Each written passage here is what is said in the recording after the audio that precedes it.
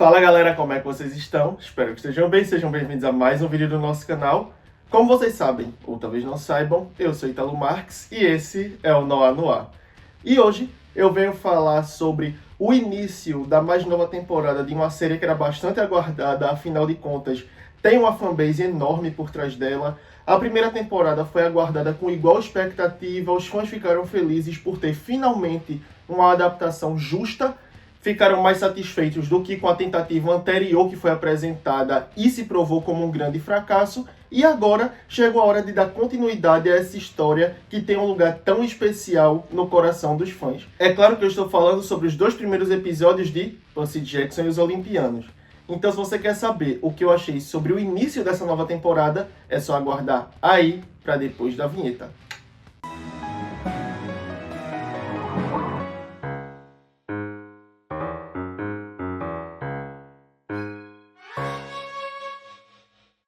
Bom, antes da gente começar, vocês sabem que eu tenho que vir aqui e pedir para vocês darem like no vídeo, se inscreverem no canal, ativarem o sininho para não perder nenhuma das próximas notificações aqui do Noah, comentar, compartilhar, façam a parte de vocês daí, que a gente faz a parte da gente daqui para entregar conteúdo para vocês. Não vai custar nada para vocês, nenhum dracma, e vai ajudar bastante a gente. Então, desde já, a gente agradece demais. Jabá feito, bora pro tema!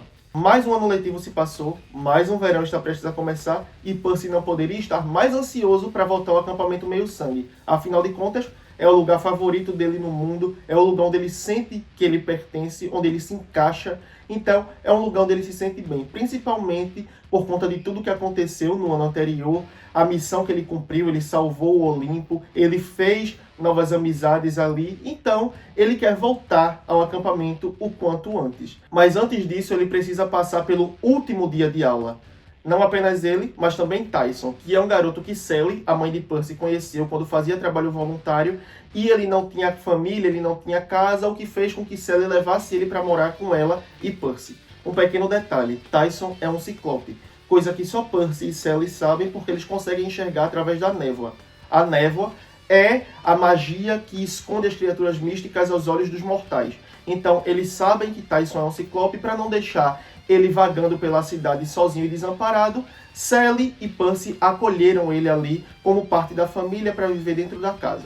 O que Percy não espera é ter que ir para o acampamento Meio-Sangue antes do previsto. Ele tem tido sonhos com Grover. Ele sabe que tem alguma coisa estranha acontecendo, Grover está na busca por Pan, mas ele está num pesadelo que Percy teve ali à noite, e ele sabe que aquilo ali quer dizer alguma coisa, e isso se confirma ainda mais quando Annabeth aborda ele e Tyson ali no meio da rua, depois de ter chegado no táxi das Parcas, dizendo que eles precisam ir para o acampamento Meio-Sangue naquele instante, porque Annabeth também teve um sonho, e no sonho dela o acampamento estava sendo destruído. Então eles precisam ir para o acampamento o quanto antes, chegar na colina Meio-Sangue o quanto antes, e isso faz com que Percy e Tyson embarquem com Annabeth e sigam para o acampamento. Mesmo que Percy e Annabeth achem que Tyson não vai conseguir entrar pelo fato de ele ser um monstro. Então, quando eles chegam à colina Meio-Sangue, eles sofrem logo um ataque e correm para dentro do acampamento. Annabeth autoriza a entrada de Tyson, e quando eles chegam ao acampamento Meio-Sangue, eles têm algumas revelações que mudam bastante o curso das coisas. Para começar, Quirrell foi afastado do cargo dele de diretor de atividades do acampamento. Quem assume essa vaga agora é Tântalo. O afastamento de Quirrell foi a pedido de Zeus pelo fato de Quirrell ser filho de Cronos, e Zeus está fazendo isso como uma medida preventiva, achando que por Quirrell ser filho de Cronos, pode ser que ele esteja a favor de Cronos na batalha contra os deuses ali, querendo destruir o Olimpo. Então, para proteger o acampamento e o Olimpo, Zeus acaba optando por afastar Quirrell, coisa que Percy enxerga como sendo extremamente injusta, afinal de contas, o próprio Zeus também é filho de Cronos. Mas é como as coisas estão sendo administradas ali no acampamento no momento, assim como também chega para eles a revelação de que Tyson também é filho de Poseidon, o que faz com que ele e Percy sejam irmãos. Coisa que Percy digere com bastante dificuldade, principalmente pelo fato de Tyson não ser exatamente um humano. Ele é filho de Poseidon com a Náiade, o que faz com que ele seja um ciclope. Mas Percy tem coisas mais urgentes para dar prioridade no momento, principalmente porque ele descobre que a árvore de Thalia foi envenenada, e isso coloca em risco a proteção mágica que existe em torno do acampamento Meio-Sangue. E sem essa proteção mágica, o acampamento fica vulnerável a ataques, e, eventualmente, a destruição e a morte de vários semideuses. O que faz com que o foco de Percy e de Annabeth se voltem imediatamente a curar a árvore desse envenenamento e impedir que a barreira em torno do acampamento se rompa. Para isso, eles precisam partir numa missão para encontrar o Velocino de Ouro, que é um artefato que é capaz de curar qualquer coisa e que tem poder suficiente para reverter o envenenamento da árvore. Mas para isso eles precisam conseguir a autorização para sair em missão, coisa que Tântalo não vai dar a eles. Afinal de contas, ele não é um diretor de atividades, alguém tão justo quanto Quirón era, alguém tão racional quanto Quirón era, e ele está ali meio que como punição, porque ele foi castigado pelos deuses, ele não pode comer, o que faz com que ele tenha ali uma rusga com o Olimpo, de certa forma, e ele é uma pessoa de moral extremamente duvidosa, porque ele não se importa com os campistas, ele está ali para ver de fato eles se machucarem, ele está exercendo o cargo de má vontade, então não é exatamente a pessoa mais indicada para estar ali, mas as coisas são do jeito que são, e Percy agora também tem esse empecilho. Tântalo não está disposto a colaborar com o objetivo dele em salvar o acampamento. Ao invés disso, Tântalo decide mandar Clarice na missão, ainda que as informações que ele obteve a respeito do paradeiro do Velocino tenham vindo do próprio Percy. Afinal de contas, ele conseguiu as coordenadas ali com as parcas, que foram confirmadas também por Grover na conexão que eles têm, que faz com que eles se encontrem em sonho. Em meio a tudo isso, Annabeth também se encontra num dilema, porque através de uma mensagem de Iris, Quirón conta para ela que Percy não deve ir na missão em busca do Velocino, porque uma profecia dita que ele não deve fazer parte disso, para a própria proteção dele. Então, para manter Percy a salvo, Annabeth se vê tendo que esconder isso dele e tentando manter ele fora da missão. O que é obviamente mal compreendido por Percy, porque ele acha que Annabeth está traindo ele. Mas isso não é suficiente para pará-lo, então ele decide ir em busca do Velocino sozinho, em uma missão não autorizada e escondido de todo mundo do acampamento. Principalmente porque ele sabe que Tântalo mandou Clarice para o lugar errado, porque ele deu a ela os números errados das coordenadas.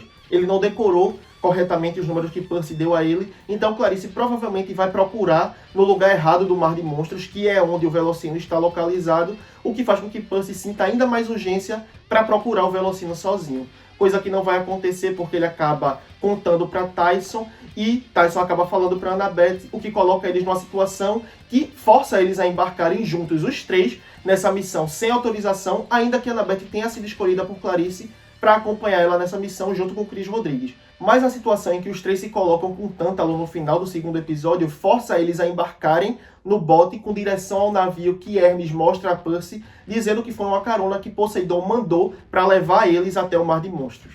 E assim, Percy, Annabeth e Tyson estão agora em missão com destino ao Mar de Monstros para encontrar o Velocino e resgatar também Grover, que está na mesma ilha em que o Velocino se encontra, sendo refém de Polifemo, que está usando a magia do Velocino pelo fato dela ter o mesmo cheiro de Pan para atrair sátiros, para que ele possa se alimentar, ou seja, ele está atraindo as vítimas. O Velocino está sendo usado como uma armadilha por Polifemo.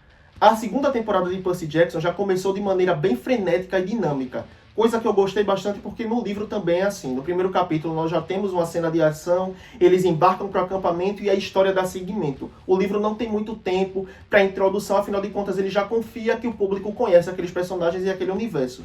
Então ele simplesmente precisa dar continuidade à saga de Percy ali numa nova missão, com um novo objetivo, para salvar o acampamento, o Olimpo e o mundo. Então, aqui a gente tem um início de temporada que é condizente com a proposta do livro. A gente tem, de fato, a otimização do tempo em algumas coisas. Tem algumas mudanças, algumas adaptações que foram feitas aqui, como o fato de Tyson já ser mostrado como um ciclope desde o início do primeiro episódio, coisa que no livro Percy só descobre quando chega no acampamento. Era um fato que ele desconhecia, ele só achava que Tyson era desajeitado, mas aqui ele já sabe disso desde o começo. Tanto ele quanto Sally já tem conhecimento da real natureza de Tyson.